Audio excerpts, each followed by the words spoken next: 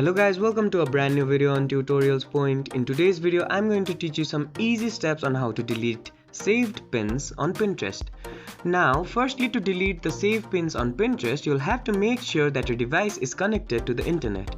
Once you've made sure that your device is connected to the internet, open up the Pinterest application and log into your account. After you've opened up your Pinterest application and logged into your account, you'll be on the home page of your Pinterest profile. Now on this page, on the bottom right corner of your screen, firstly click on this profile option. After you click on the profile option, you'll be redirected to this page.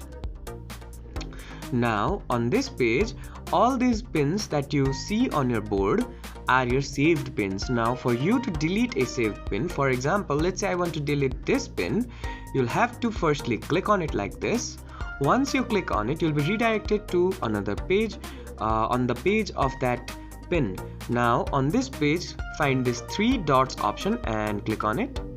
Once you click on those three dots, a menu will appear on your screen. Now on this menu, simply click on this edit pin option.